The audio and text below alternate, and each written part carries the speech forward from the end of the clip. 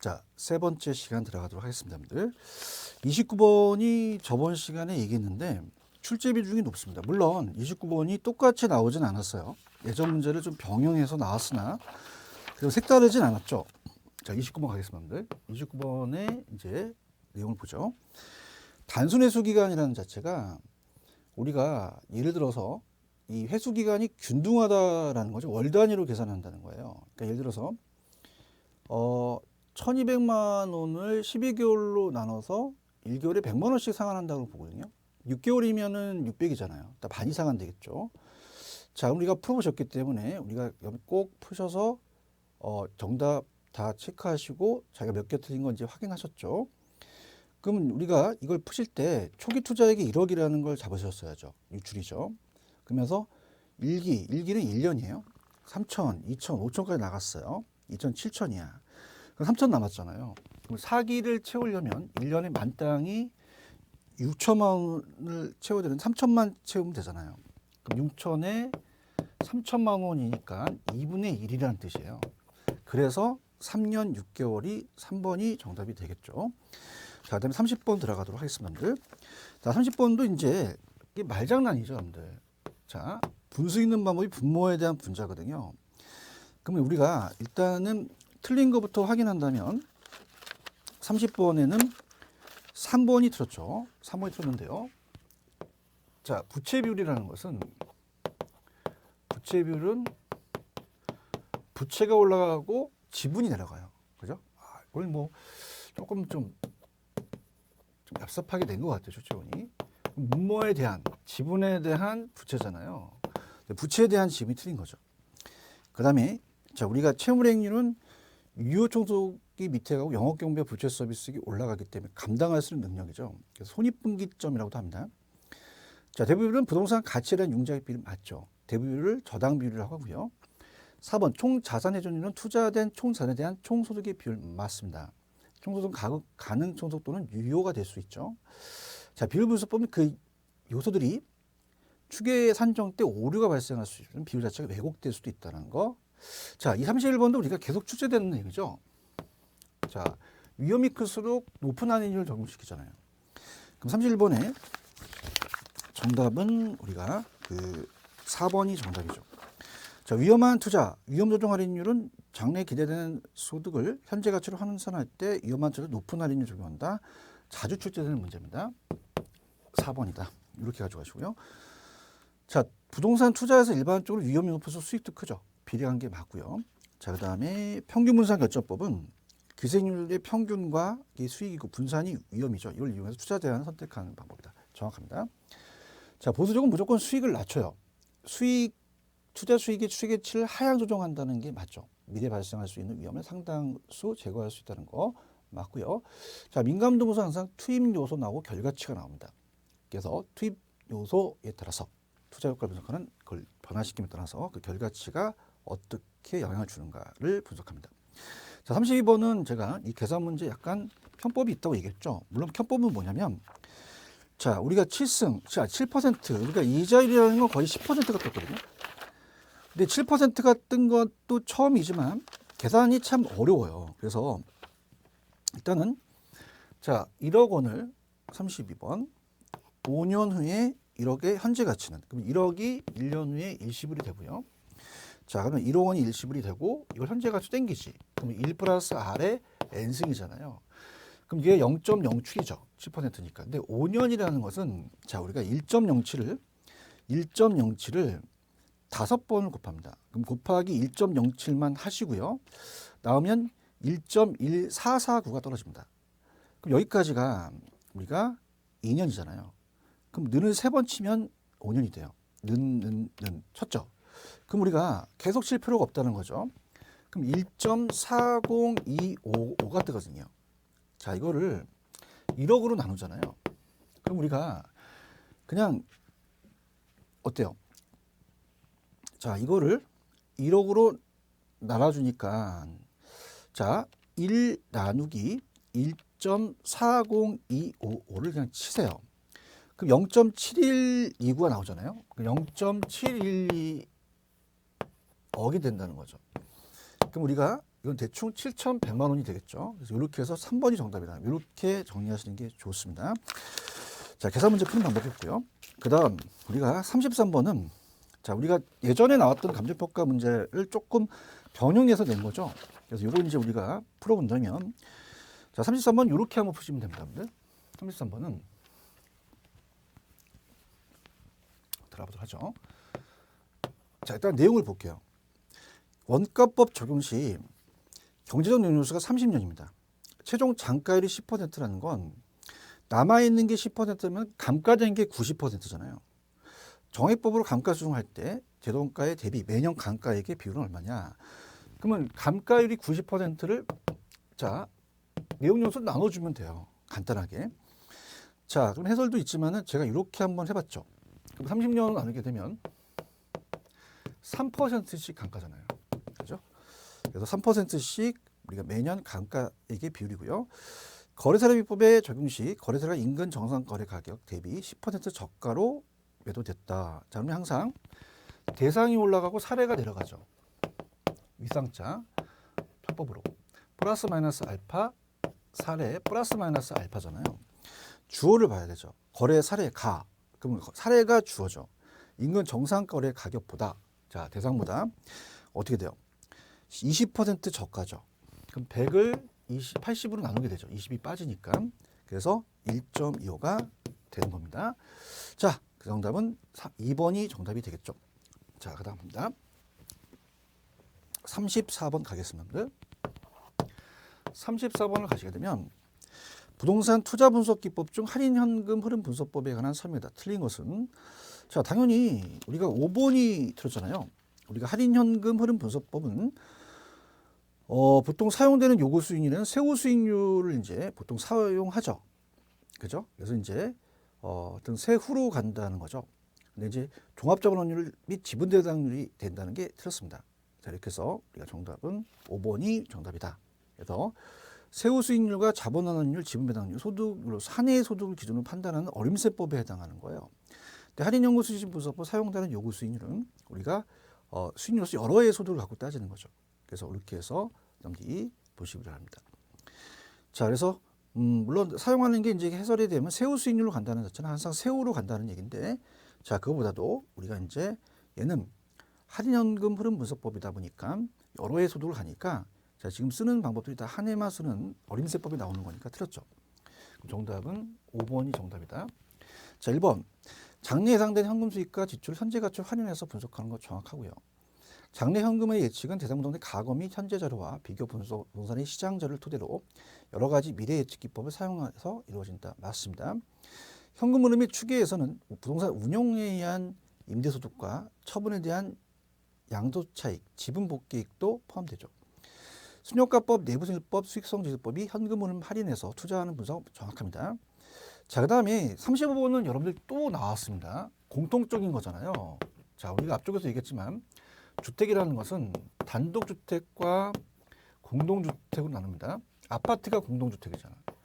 그럼 한국감정원에서 한국부동산원으로 좀 바뀌었죠. 한국부동산원에서 아파트를 전수조사해봐요. 그러면 표준과 개별을 나눌 필요 없잖아요. 근데 단독은 나누겠죠. 표준주택과 공동주택으로 나누니 당연히 개별 표준주택은 단독에서 태어난 거죠. 그래서 35번인 4번이 정답인데요. 자, 정확하게 해설을 보더라도 우리가 어떻게 돼요? 공동주택은 표준주택과 개별주택을 구분하지 않고요. 구분한 건 단독주택에서 해당하는 거죠. 그래서 표준주택을 선정하는 것은 단독주택 중에서이고 공동주택의 경우는 따로 표준주택을 선정하지 않는다는 겁니다. 단독주택 및 공동주택에서 공동주택을 빼야 됩니다. 표준주택을 선정할 때는 일반적으로 유사하다고 인정되는 일단의 단독주택에서 해당 일단의 주택을 대표할 수 있는 주택을 산정하는 거죠. 자, 우리가 이 표준지 도로사항이 표준지 공시지가의 공시사항이 포함되죠. 표준지 공시지가에 대한 이의시청의 내용이 타당하다고 인정할 때는 해당 표준지 공시지가를 조정하여 다시 공시해야 한다. 맞고요. 시장우수구청장, 자치구의 구청장을 말한다. 표준지로 선정된 토지에 대해서는 개별 공시지가를 결정 공시하지 아니하죠. 표준지로 선정된 거를 그 공시지가를 우리가 개별 공시지가로 봅니다. 자, 5번. 시장무수구청장, 자치구의 구청장을 말한다. 이때 개별주택가를 결정무시하죠. 해당 주택과 유사한 이용가치를 진다는 인정되는 편지주택가격을 기준으로 주택가격 비준표를 사용하겠죠. 그래서 가격 산정하되 해당 주택가격과 편주택가격의 균형을 유지하도록 한다. 자, 36번은요. 쉽죠. 우리가 이제 균형과 적합이 잘 나와서 답이 될 가능성이 크죠.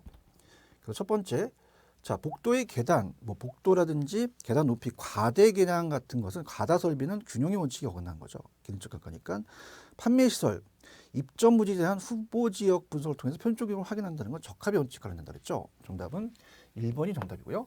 자, 37번도 쉽게 나왔어요. 자, 건설기계는 상각이 되니까 원가법이 되겠죠. 건설기계는 원가법이다. 그래서 1번만 답이 되겠죠. 그래서 이 37번도 배포를 3개 치시는데요. 아주 잘 출제되는 문제입니다. 그래서 물건별 감정평가예요. 평가 대상 주된 감정평가에 틀린 거. 자, 저작권은 권 들어가니까 수익환원법, 건물은 원가법, 임대는 임대사례비법, 강업재단은 무조건 수익환원법이라고 얘기했고요. 자, 그 다음에 38번이 이제 계산 문제인데요. 이것도 별표를 쳐보세요. 왜냐하면 얘 또한 우리가 출제가 가장 잘 되는 부분이에요. 왜냐, 이 수익가격을 구하는 38번도 우리 기출문제에 숫자만 바꿔서 나올 수가 있거든요. 그래서 이것도 출제될 가능성이 높다. 그럼 수익환원법에 대해서 수익가액을 구해라. 그럼 항상 위에가 제가 가공기 유용순까지 가서 순소득을 구하라 그랬잖아요. 그래서 우리가 가능소득의 공시를 빼고요. 기타 소득을 더하고 가공기 유용순, 유에서 영업에서 순영업소득이라는 게 나오겠죠. 자, 이거 산정하고요. 그 다음에 이제 환원율이잖아요. 자, 기대율이 아니라 환원율을 나누는 거죠. 환원율에 대해서 5%로 나누는 것이다. 이렇게 봅니다. 자, 그럼 계산을 해볼까요? 자, 가공기 유용순 가능 총소득이 5천만 원입니다, 여러분들. 자, 그럼 이렇게 갈게요. 5천만 원에서 자, 이건 이제 숫자로 하는 게 좋으니까 그냥 5천 하지 마시고요. 5천만 원을 직접 쳐봅시다. 자, 5천을 공을 때리세요. 그래서 5천을 치고요. 여기다가 공실이 5%를 빼주잖아요. 그럼 마이너스 5%를 하는 거야. 그럼 4,750만 원이 되죠. 여기다가 또 빼기 3%를 빼주는 거죠. 그죠?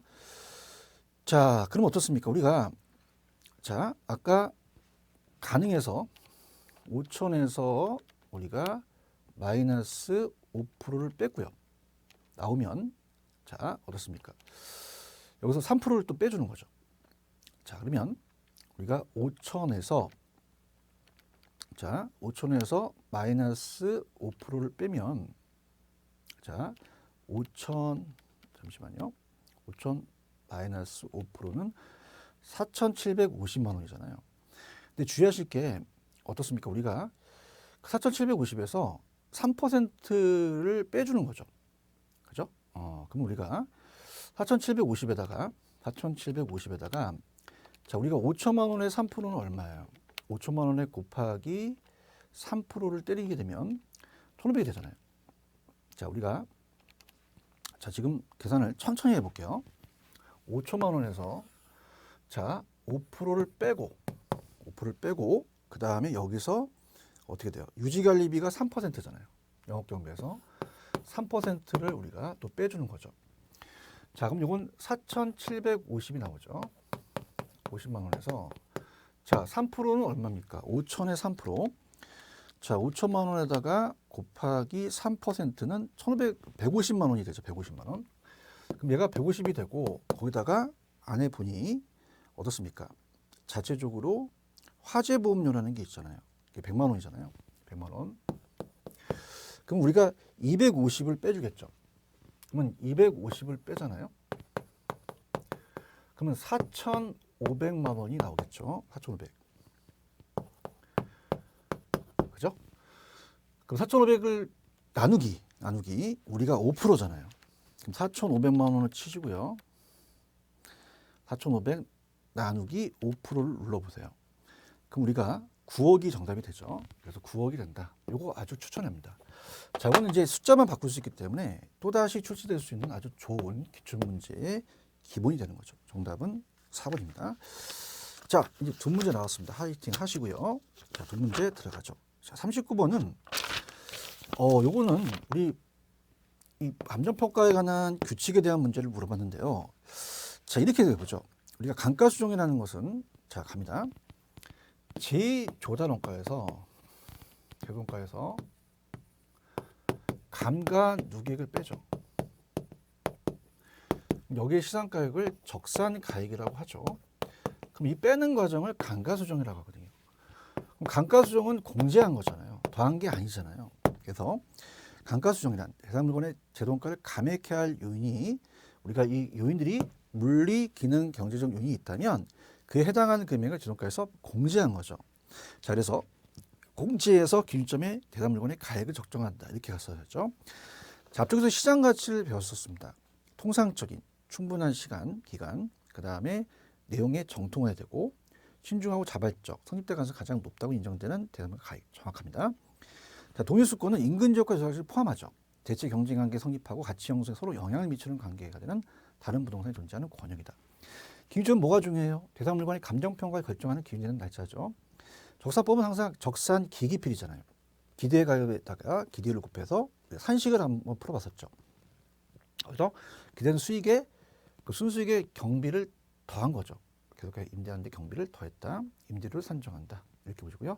자, 40번 또한 우리가 나올 수 있는 건데 처음 나왔습니다. 정률법이라는 게 처음 떴거든요. 아, 이게 참 의아하죠. 정률법은 한 번도 출제가 안 됐었어요. 이게 처음 나왔다는 게 참 우리가 역사를 쓰는데, 일단 이렇게 합니다. 정률법은 정액이 아니라 일정 유식이잖아요. 그래서 자, 우리 기본소에 있는데 정률법에서 적산가액을 구한다는 것은요.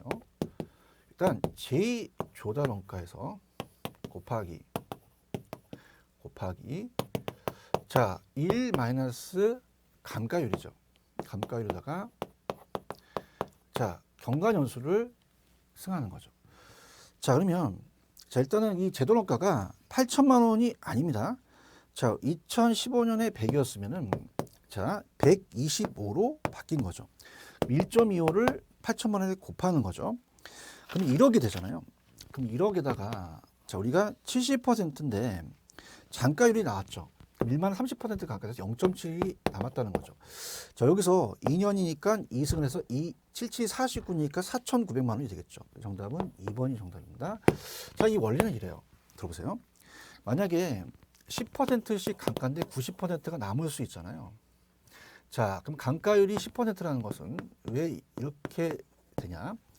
처음에서 1,000원에서 10%씩 감가한다. 어느 뺄게요. 그럼 처음에는 감가를 안 한다는 거죠. 그러면서 1년 있다가 여기다가 10%를 곱하는 건 아시겠죠? 그러면 1,000원에서 100원을 빼야 되죠. 빼면은 900원이 남습니다. 그러면 1,000원에다가 10%하니까 900원에서 10%예요. 곱하기 0.1이죠. 90원이 되겠고요. 자, 900원에서 90원을 빼면 810원이 됩니다. 그럼 810원에다가 곱하기 0.1 하면 81원이 되거든요. 자, 그러면 어떻게 됩니까?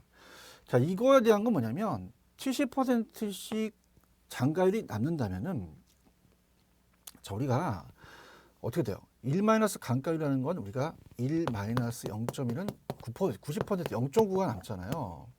자, 그럼 이거를 0.9만큼 우리가 곱해줘 나가는 거죠. 그럼 여기서 0.9는 이해 가시잖아요. 근데 여기서 0.9를 다시 곱할 때는 여기다가 아니라 여기다죠. 9, 9, 81이 이렇게 되는 거야. 그럼 0.9를 거기에다가 또 우리가 곱하러 나가는 금액이 점점 줄어드니까 바로 0.7의 제곱이 되는 거죠. 그러면 77이 49가 되는 거죠. 그래서 이렇게 해서 꼭 정리해 두시기 바랍니다. 자, 세 타임으로 이번 시간을 마치고요. 그 다음에 우리가 또 다음 73페이지로 가시면은 자, 새로운 또 29회를 하죠. 그러니 굉장히 또 이제 설레이시죠. 아, 29회 또 우리가 또 어떻습니까? 자체적으로 또 들어가야겠다라고 하면서 또 한번 우리가 풀어보시는 거죠. 자, 그래서 일단 이제 문제를 이제 풀 건데요. 자, 어땠을까요? 좀 더 이제 또 공부를 하시고 나서 29회 또 우리가 접하실 겁니다. 마찬가지로 먼저 여러분들이 문제를 푸시고 한 50분 정도를 생각하시면 돼요. 그래서 50분 동안 테스트를 하시고 그다음에 답이 이제 이것도 이제 결론은 이제 제가 다음에 얘기하겠지만 다음 주에 또 8문제씩 배정이 되는지를 한번 생각해 보시고 푸는 거죠.